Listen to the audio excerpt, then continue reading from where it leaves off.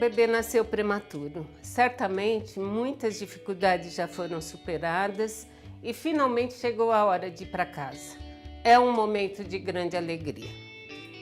No entanto, é importante que ele continue a ter um cuidado profissional especializado, porque algumas crianças prematuras têm algumas doenças tardias, ou seja, na infância e na adolescência, às vezes até mesmo na vida adulta, relacionadas à prematuridade. São as chamadas sequelas da prematuridade. Por esse motivo, você está sendo encaminhado para o ambulatório de prematuros da Escola Paulista de Medicina, onde seu filho será acompanhado por uma equipe multiprofissional especializada no cuidado de prematuros. Essa equipe inclui pediatra, neurologista, oftalmologista, fisioterapeuta, fonoaudiólogo, nutricionista, dentistas e assistente social. E esse cuidado é importante para que a gente possa diagnosticar ou mesmo prevenir estas sequelas da prematuridade. Além disso, no ambulatório de prematuros você poderá contar com o apoio de uma associação beneficente chamada Viver e Sorrir, Grupo de Apoio ao Prematuro, que faz doação de leite, cesta básica, vale transporte, medicamentos, além de cadeiras de rodas, óculos, entre outros auxílios.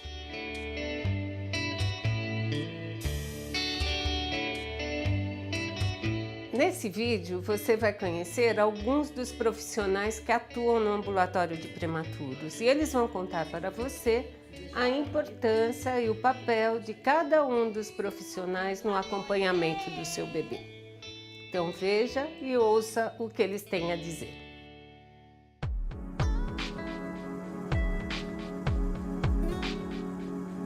No ambulatório de acompanhamento de prematuros, um dos principais objetivos da pediatria é o acompanhamento do crescimento. Então, as crianças que nascem prematuras, elas têm maior chance de apresentar tanto déficit de peso como baixa estatura, mesmo se a gente considera a idade corrigida para a prematuridade. O que é isso? A idade que a criança teria se tivesse nascido com 9 meses de gestação completos. Algumas vezes, algumas orientações de dieta, buscando uma dieta saudável, são suficientes para controlar essa situação. No entanto, outras vezes nós vamos necessitar de uma investigação mais ampla e um tratamento específico. E aí é importante esse acompanhamento. Além disso, nas consultas pediátricas, nós indicamos quais são as vacinas que a criança deve receber para a prevenção de doenças. Orientamos os pais como eles devem estimular a criança para promover o desenvolvimento, E também damos algumas orientações para prevenir a ocorrência de acidentes domésticos. O atendimento aqui no ambulatório já começa logo após a alta hospitalar. Aliás, a criança já sai de alta com a primeira consulta agendada. E é primordial que essa consulta seja logo após a alta, e isso ocorre já na primeira semana, para que a gente identifique como é que está a avaliação, a adaptação dessa criança no seu novo lar. E para isso a gente consegue, às vezes, identificar a dificuldade das mães e orientá-la aí nessa adaptação, nesse cuidado com o bebê na casa. A partir daí, as consultas são mensais no primeiro ano de vida, No segundo ano, a cada 2 a 3 meses e depois de 2 anos, a cada 6 meses. O ambulatório aqui de prematuros, ele funciona de segunda a sexta-feira, das 8 às 16 horas. De forma que se a criança tem alguma intercorrência, e a mãe pode trazê-la, que ela será avaliada pelo pediatra, mesmo sem uma consulta marcada. Por quê? Porque eles são mais propensos a certas complicações, sim. A começar pela anemia. A anemia é bem mais frequente na criança nascida prematura e elas necessitam de doses diferenciadas de suplementação de ferro. E nós vamos ter que acertar essas doses de acordo com a avaliação clínica e com alguns exames laboratoriais. Além da anemia, os quadros respiratórios também, as infecções de vias aéreas, os quadros de chiado, as bronquiolites, também são mais frequentes nas crianças prematuras e são as principais causas de internação dessas crianças.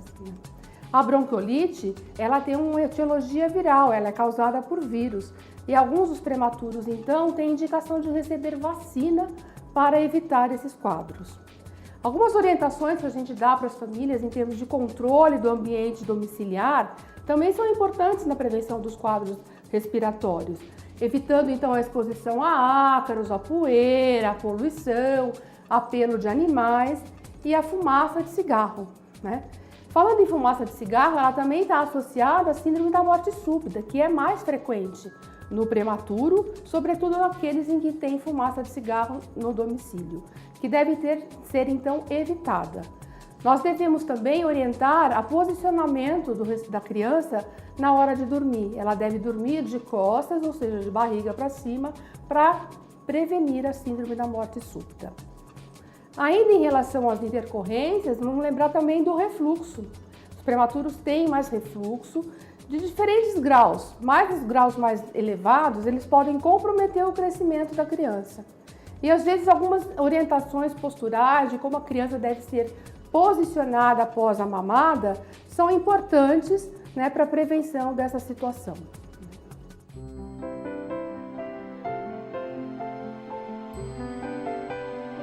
A neurologia, ela estuda a parte do sistema nervoso, né? E o sistema nervoso não é a criança que é muito nervosa, mas é o estudo do cérebro, da medula e dos nervos.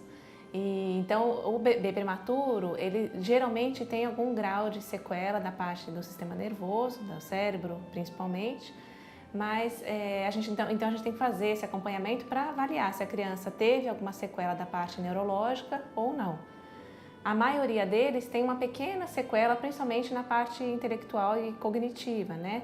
Mas não são todos. E a gente fazendo esse acompanhamento consegue dar um suporte adequado para essa criança para que ela se desenvolva bem e consiga superar essas pequenas sequelas que o prematuro pode ter. As sequelas mais frequentes são a hemorragia e a falta de oxigenação no cérebro. A hemorragia é um aumento da quantidade de sangue que acontece em determinadas regiões do cérebro que são mais específicas no prematuro, né? E a falta de oxigenação também acontece em regiões mais específicas no cérebro do prematuro, por uma imaturidade dos vasos de conseguirem chegar àquelas regiões e dar um suporte adequado de nutrição para o cérebro nessas determinadas regiões. Com essas sequelas no cérebro, a criança pode ter um atraso no desenvolvimento neurológico, tanto da parte motora quanto da parte intelectual. Da parte intelectual, o que a gente mais vê são as crianças que têm dificuldade escolar, são as crianças que têm dificuldade de alfabetização, dificuldade de fala. Então, o acompanhamento neurológico ele tem que ter um determinado tempo para a gente poder observar esse tipo de sequela. E da parte motora, nos prematuros, envolve mais os membros inferiores. Então, as crianças podem ter um atraso para sentar, um atraso para engatinhar, um atraso para poder ficar de pé, para andar.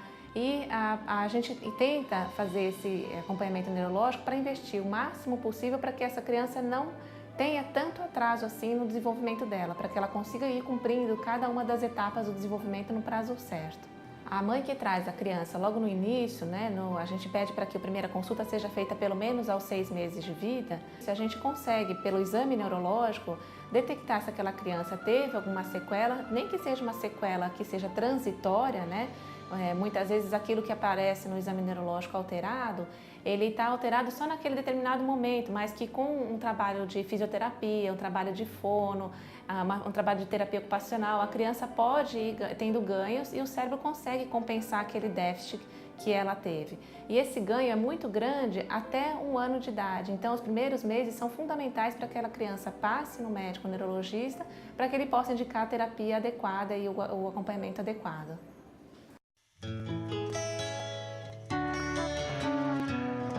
Desde o nascimento, antes do tempo, o fundo do olho, que é a retina, ela não está pronta. Ela só termina de se desenvolver com 40 semanas. Se o bebê nasce antes das 40 semanas, esse fundo do olho não está pronto.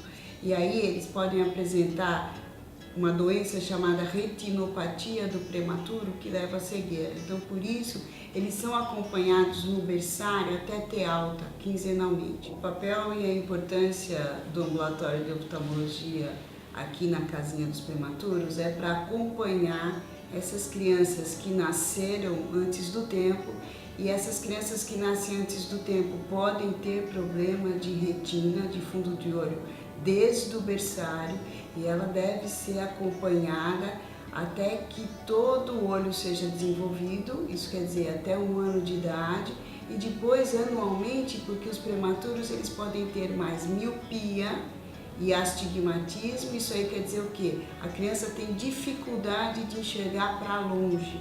Fora isso, essas crianças podem ter desvio dos olhos, o chamado estrabismo, e também pode ter algum problema de canal lacrimal, quer dizer, essas crianças podem lacrimejar a mais do que deveriam, então tudo isso deve ser acompanhado no ambulatório de prematuros.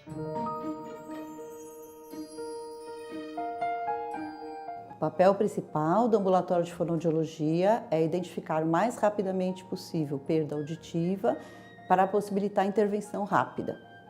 Logo que o bebê nasce, nós já temos uma triagem auditiva neonatal, que é conhecido como teste da orelhinha.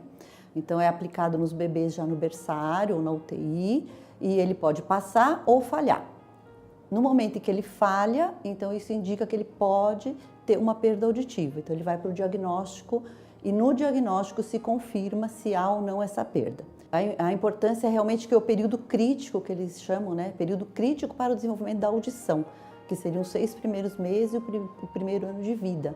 Então, passado esse período, já fica mais difícil depois para a criança se desenvolver normalmente.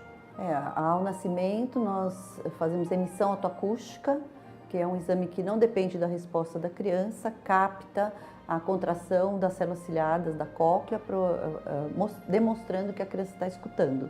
E também temos o potencial evocado auditivo de tronco encefálico, que avalia o nervo e as vias auditivas centrais também. Após ter passado pela triagem, ele sendo um bebê de UTI, por exemplo, que ficou mais de 5 dias na UTI, é recomendado, recomendação internacional, o acompanhamento do desenvolvimento das habilidades auditivas e de linguagem até 3 anos de idade. Porque alguns indicadores de risco podem dar perda progressiva, como citomegalovírus, rubéola, e até a perda de origem genética, ela pode ser progressiva. Então a criança pode nascer escutando e ir perdendo a audição até 3 anos de idade. Então recomenda-se o acompanhamento. Os pais são orientados a falar bastante com a criança em situações, experiências significativas que a gente chama, então na hora do banho, falar do pé, da mão, propiciar essa estimulação em lugar não barulhento, né? Então as famílias têm muita mania de deixar a televisão ligada direto, ao mesmo tempo que está conversando com a criança. Isso não é bom, principalmente nessas crianças que têm alteração de processamento, que têm dificuldade de entender quando tem barulho. Então diminuir os ruídos da casa quando vai conversar com a criança, quando vai ler uma história, né? Os bebês prematuros, muitos deles têm um certo atraso no seu desenvolvimento geral. Isso inclui o desenvolvimento da linguagem. Por isso, a importância da fonoaudiologia voltada para a linguagem, no caso dos prematuros, tem 2 aspectos. Um primeiro, que é promover o desenvolvimento da linguagem propriamente dito, preocupar-se com comportamentos que acontecem antes de falar, mas que são de comunicação e que vão dar sustentação para a fala e comunicação falada ao longo da vida. Além disso, observar ao longo desse desenvolvimento, especialmente nos primeiros anos de vida desse bebê, dessa criança, observar como está indo esse desenvolvimento para intervir, caso seja necessário. Então tem 2 entradas, uma é prevenir que aconteçam os desvios e uma outra questão é, caso aconteçam desvios nesse desenvolvimento, que se haja de uma maneira muito rápida para minimizar o impacto ao longo da vida.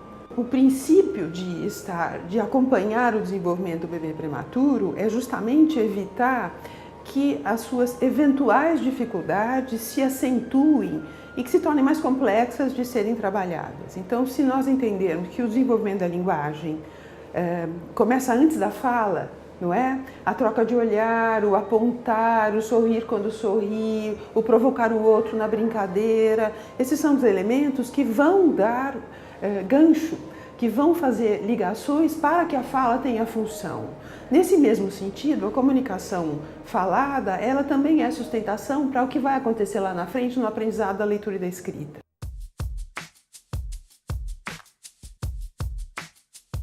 Os prematuros, normalmente, eles podem apresentar atraso de desenvolvimento, né? Então, como eles nasceram antecipadamente, antes da idade que eles eram para nascer, eles podem evoluir com um desenvolvimento um pouco mais lento. Então, a gente precisa dar uma ajuda para eles.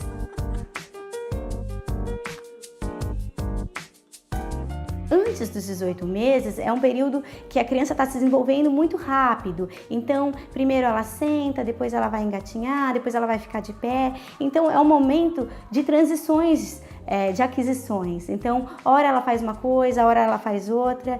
E aos 18 meses, a partir dos 18 meses, entre 18 e 24 meses, ela já está uma criança mais madura. Então, a gente já espera uma resposta mais objetiva nessa questão. E aí sim a gente já pode traçar um diagnóstico melhor de atraso do desenvolvimento ou não. Por exemplo, em um determinado momento existe os blocos de empilhar. Então a criança nessa faixa etária ela tem que ser capaz de empilhar um bloco em cima do outro. Essa criança que não foi capaz de realizar essa atividade, então sugere que ela tenha um atraso não só isolado, né, mas um atraso na área motora fina, então de questão de pinça, ela não conseguiu colocar um bloco em cima do outro, ou além disso, a parte cognitiva. Isso, muito bem. Percebendo que existem essas alterações, então é fundamental que essas avaliações sejam feitas para que a gente possa orientar corretamente essa mãe a qual serviço procurar. Então, enfatizar a fisioterapia ou enfatizar algum tratamento de fonoaudiologia. Então, assim, percebendo, detectando alguma alteração, a gente precisa corrigir. Mais tarde, eles têm uma probabilidade maior de apresentar alguns problemas ortopédicos, né, de postura, né? E a gente faz o acompanhamento até os 20 anos de idade, nesses adolescentes, né? E, então, os primeiros a gente avalia o desenvolvimento sensório-motor do bebê e, posteriormente, com os mais velhos, né? Os adolescentes, aí a gente avalia a postura e trata os problemas posturais que essas crianças possam apresentar. Tudo que é feito aqui é acompanhado diretamente com os pais, né? Então os pais entram não só para assistir a terapia, mas eles participam da terapia. Então assim, eu não consigo atender sozinho o bebê, né? Então os pais participam da terapia e eles dão sequência em casa, né? Naquilo que eles vivenciaram aqui. Por exemplo, quando um bebê é pequenininho, né? Então dele levar as mãos na linha média, dele ficar de barriga para baixo, que é a posição prona que a gente chama, né? Dele sustentar a cabeça, dele fazer o apoio dos antebraços.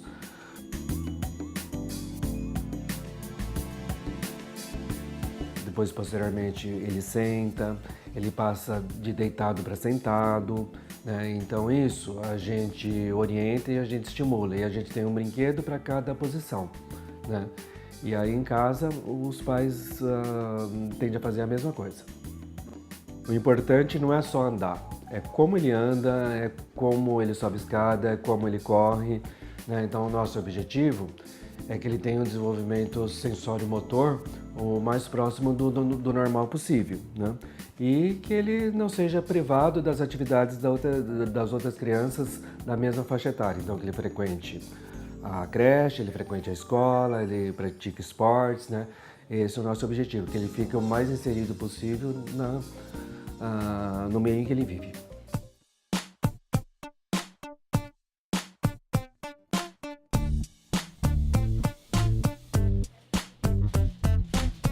O prematuro, ele é uma criança que deve ser olhada precocemente, porque ele tem o dente normalmente mais frágil do que o dente de uma criança que nasce a termo.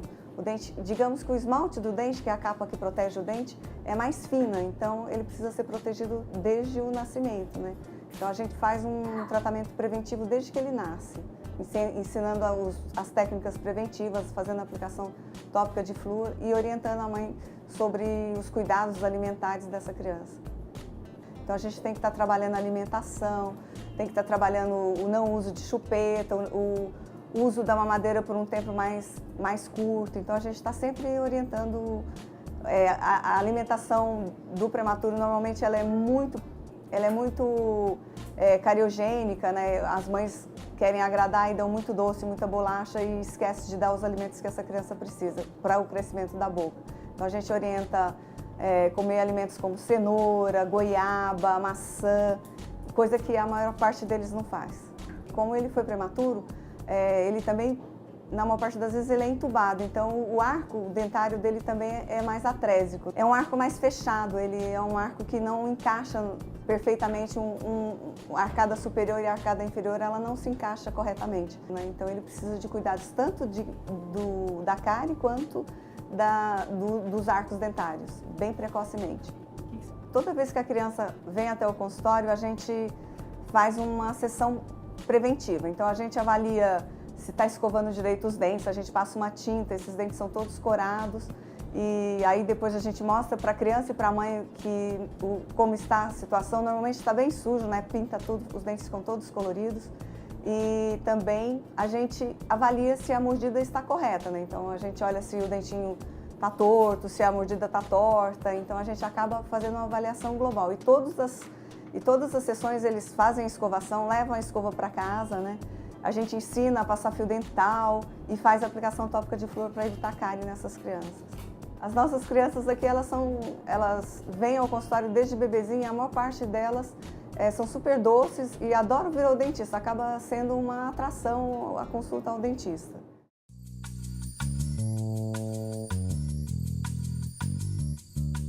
O objetivo e a importância do serviço de psicologia no ambulatório é acompanhar o desenvolvimento emocional da criança. Para que a criança tenha, né, um bom desenvolvimento global, é necessário que haja um acompanhamento do desenvolvimento físico e do desenvolvimento emocional. Os dois andam juntos. O trabalho da psicologia no ambulatório começa quando a criança recebe alta hospitalar e faz parte aqui do ambulatório. E essa faixa etária ela vai, né, de 0, né, da alta hospitalar, até 20 anos de idade. Com as crianças entre 0 e 10 anos, nós trabalhamos em grupo. A partir dos 10 anos, o trabalho é individual. O trabalho de grupo ele é dividido em 3 etapas. A primeira etapa é de 0 a 3 anos, que nós chamamos de intervenção precoce, né? De 4 a 7 anos e de 8 a 10 anos. De 0 a 3 anos é um trabalho conjunto com os pais. Os pais ficam na mesma sala que as crianças. A partir daí, os pais já se separam das crianças, eles vão para uma sala e as crianças ficam em outra.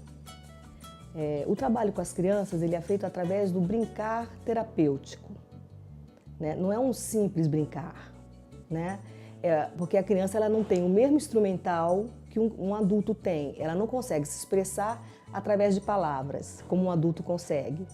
Então, através do brincar, ela vai expressando as angústias, as dificuldades que ela encontra. E aí, as terapeutas vão lidando com essa dificuldade. Com os pais, já é mais através do diálogo, né? Através da conversa e de um assunto proposto por eles mesmos, a gente trabalha essas dificuldades. O prematuro é uma criança como a criança a termo, só que por ele ter necessidade de ser internado, até para necessidade física, né, de sobrevivência, ele fica um período aí muito afastado da mãe. E essa relação primeira com a mãe, né, para o desenvolvimento emocional, é fundamental, né? Porque a mãe vai ter a oportunidade de cuidar do bebê, de conhecer esse bebê, né, e de, aos pouquinhos, criando a vinculação, né, com a criança. E a mãe ela fica privada disso nesses meses de internação. Ela não troca uma fralda, ela não cuida em geral, né? Não cuida do bebê, ela não amamenta o bebê, né? Então, tudo isso vai ser adiado. E quanto mais adiado é essa primeira relação da criança com o bebê, ela vai ficando mais distante. Então, e fora que a mãe tem muita culpa de não conseguir levar uma gestação até o final, ela tem muito medo que essa criança morra, porque ela vai visitar a criança está cheia de fio. E é a mãe, através dessa vinculação, que vai traduzindo o mundo da realidade para a criança. Então, quando a criança está com fome, a mãe já sabe o chorinho que é de fome, vai lá, amamenta a criança, daí a criança aprende a adiar, né? Então, isso fica muito prejudicado. O que a gente trata aqui no ambulatório não é só o prematuro, né? É a relação do bebê que nasceu prematuro com a mãe, que foi uma mãe prematura também, né? Então a gente tenta aproximar esse bebê e essa mãe para que haja uma relação suficientemente favorável para a dupla.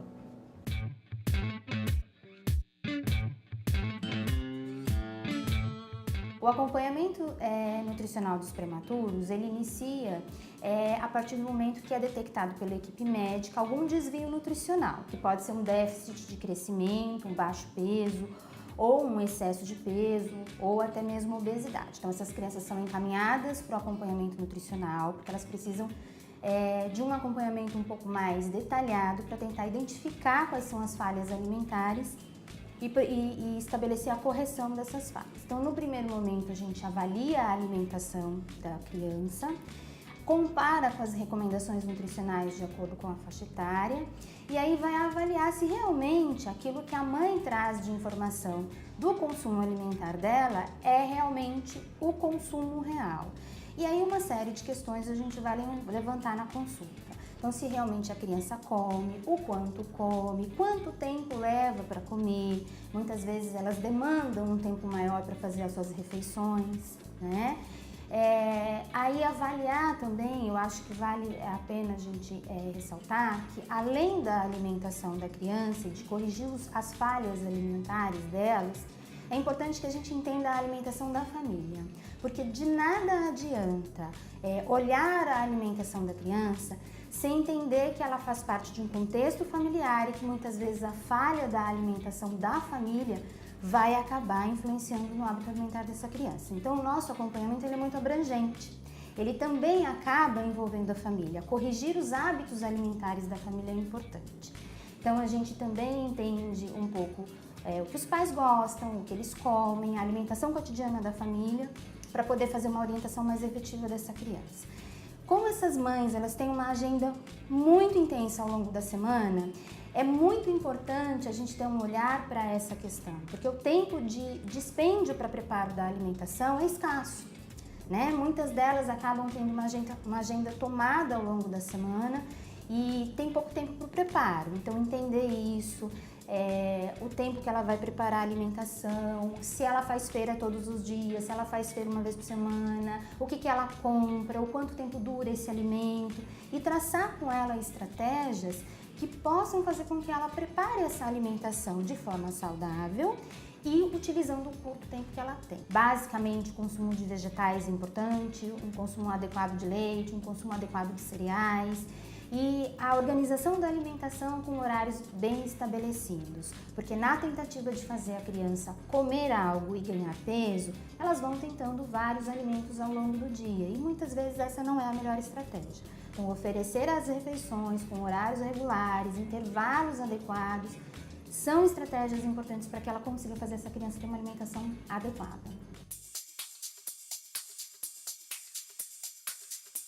O serviço social, ele está aqui junto com a equipe, contribuindo com um trabalho conjunto para atender a demanda, né, que esse nosso paciente e família trazem, com o objetivo de identificar os aspectos negativos negativos que possam interferir e positivos que possam contribuir como um todo no tratamento do nosso bebê nesse ambulatório. Então, nós fazemos essa avaliação através de uma entrevista, né? Uma entrevista individual com um instrumental próprio do serviço social, onde levantamos todos os aspectos necessários para estar identificando mesmo quem é esta família, de onde ela vem, onde o nosso bebê está inserido. Cada paciente tem uma situação, cada um tem uma demanda. Pode ser que alguns tenham direitos à isenção tarifária, pode ser que alguns tenham direito ao BCP, alguns tenham direito à renda família, renda cidadão, Bolsa Família, Bolsa Escola. Então, são vários os recursos existentes e você, dentro identificação, quando você faz essa identificação dessa família, você consegue verificar quais os recursos que elas têm, pode estar se enquadrando, e você dá essa orientação e esse encaminhamento. E também um recurso extremamente necessário é a ONG Viver e Sorrir, que atende os nossos bebês com o leite, a cesta básica, a fralda, em algumas situações com a condução, dependendo da necessidade, da indicação, cadeira de rodas, óculos e etc. Com certeza a família pode estar solicitando uma avaliação do serviço social.